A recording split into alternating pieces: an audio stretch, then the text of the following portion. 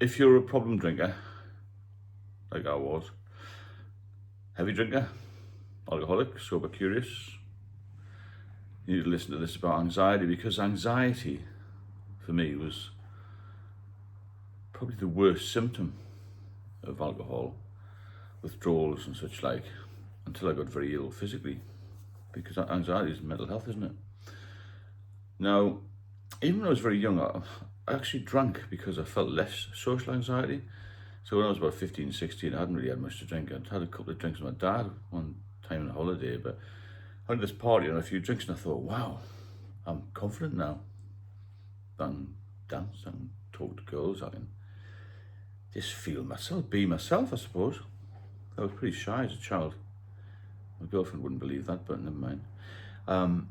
And as soon as I got this alcohol, this drug of choice, as it were, I thought, wow, I'm in the game here, like the other, maybe fitter, older lads.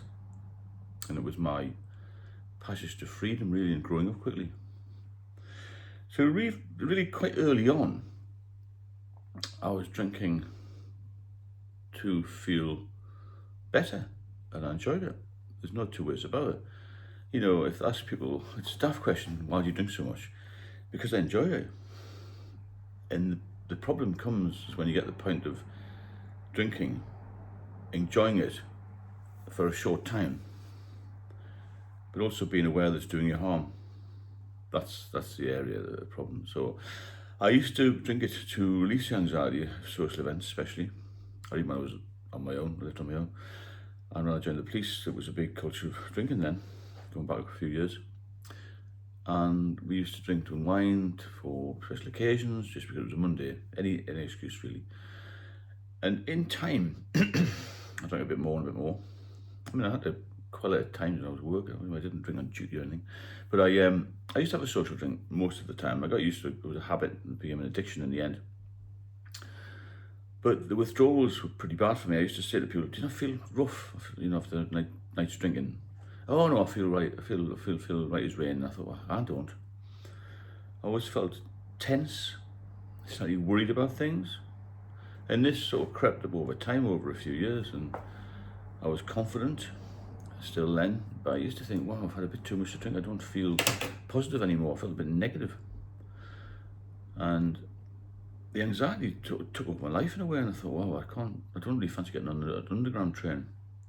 A bit too crowded and all this sort of thing. I don't know where that came from. And then I wouldn't like to drive too far, too long a distance, especially on main roads or straight roads. I used to have this thing in my mind, if I'm on maybe a B road, I can turn off or call in somewhere if I felt unwell. And then my ex-wife used to have to drive a bit more, which caused a bit more tension. And then I became anxious about social situations. And if we went out together, which was rare really, used to go to the odd works too. I used to have a few drinks before I went, go to a wedding or something. And then I'd drink all the time we're there. And then obviously I used to have a few drinks when I came home, and it just built up over time. And anxiety was the main pressure on me. I felt like a pressure, yeah. And I felt I couldn't do the things that I used to be able to do. Like just go for a walk, to the dugout. And my days off I used to try and counterbalance that by drinking more. Which, as you know, makes it even worse, doesn't it? So driving was a problem, public transport was a problem. And with work I used to have to stop drinking way before I went to bed, even before the next shift. And I used to wake up, I didn't sleep very well with the anxiety, you know.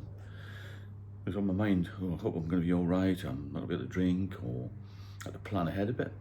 And if I ever came up north to visit parents, I used to have a few bottles of stash in the back of the car, which we used to take into the spare bedroom, or went to a hotel, always had some in the car. And it was a case of I've got to have a supply in case I get this anxiety, in case I can't walk around the supermarket. And it got so bad that I couldn't get on the underground, and I used to drive in part of the way to work and get a bus. So it took twice as long to get to work. And then the withdrawals became worse, and it all sort of rolls into one thing. And then you become dependent on it to make you function, really. After I retired from the police, I then drank a lot more, and more time, didn't I? No responsibility. Split with my partner, and then I was anxious about everything, about seeing people, about opening posts. I never used to drive or used to get a taxi. I was hiding things from my parents, from my daughter, from the friends I had, and I became friends with people who just were the same as me, these big drinkers. I used to sometimes walk around the supermarket and feel as I was going to fall over. I never did. And I used to walk in and start to shake. I don't know whether it was anxiety or withdrawals or what, but the withdrawals got much, much worse over time.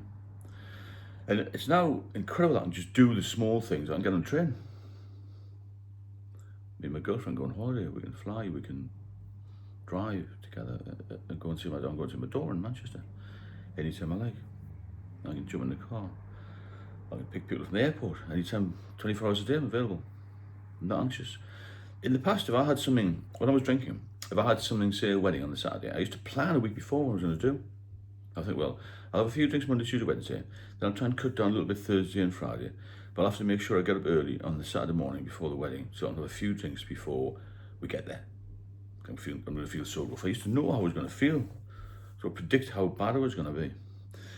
And you become trapped by the anxiety and how you're going to feel. And you really want to be yourself. You can't get back to being yourself. So after a few episodes of this, I eventually got some help from a doctor. I got some diazepam, which was basically, I was told, alcohol in liquid form. It calms you down, stops you having a seizure, because prior to that, I stopped suddenly, I had a seizure. I was very wary of that. All that did was increase my anxiety. Got these pills and I came off the anxiety. It just disappeared within days. It's quite incredible, because I speak to some people who've got anxiety and they say it lasts for years even after they stop. With mine, it was quite quick. And I did that I think it was about 4 times I came off the alcohol and always relapsed. Until I was off for 8 years, between 2006 and 2014. 2014 I drank again because of personal reasons with some woman I met. And I didn't drink a lot, but it caught up with me pretty badly, and I was stuck in this cycle of drinking 24 hours a day, really, just to stay alive. That's what I thought I was doing. I was actually killing myself. I couldn't speak to anybody. I hardly ever went out, apart from just get a taxi to the local pub now and again, just to get out of the flat. I was trapped. My life just took a downward spiral, huge downward spiral, very, very quickly. And I got more and more anxious and less able to get help. Couldn't get any diazepam from anywhere. I was drinking myself to death. So when you start feeling any sort of anxiety, any withdrawals, anytime you feel you've got to have a hair of the dog just to get somewhere, or just to do something, that you're in a mess. You need help then. Don't let it get any further, because then it'll start to affect you physically. And you get all sorts of problems. You get pancreatitis, you can get high blood pressure, cause strokes, heart attacks, as you know, you can get liver disease, you can get something called endopathology, which is a brain problem. There's all sorts of things linked to alcohol. It's linked to various types of cancers, minor accidents. I spoke to my friend earlier who's had a bad fall, and she's had a little bit too much to drink. She fell over on the dance floor, broke her ankle in 3 parts. She's in the mid-50s, going to take a long time to heal. All of these sorts of things are related to alcohol. It's a massive, massive problem in this country. I think it's worldwide, but this country is pivotal at the moment. That's where we are, isn't it, at the moment? The US is bad as well. So it's a killer. And when you start to feel that, to me, anxiety was the one trigger. I'll tell you the one trigger, the one symptom that I should have recognised, but didn't know anything about it, really. Because you concentrate on your physical health, how you look, how you feel, but in your mind, you're so anxious of everything. I couldn't even speak to the postman. I was writing to open letters. I became, a mouse of a man, really, to be fair. Running away from everything. That's the best way I can describe it. In the normal day-to-day tasks, just popping down the shops, you couldn't do. It now feels a pleasure for me to just nip the supermarket. Because I was trapped in a flat for years. Absolutely hideous life. So watch out for anxiety. It's a horrendous problem. It really is. Get some help. Speak to me. Speak to other people who are doing this sort of thing. Speak to the NHS, support groups, all that sort of thing. There is the AA. Didn't do much for me, but it's there and it works for a lot of people. I also do some one-to-one support. If you're interested in that, I've got an ebook as well, and the link is in the description. So if you have any comments, any questions, don't do it alone. You can't do it alone.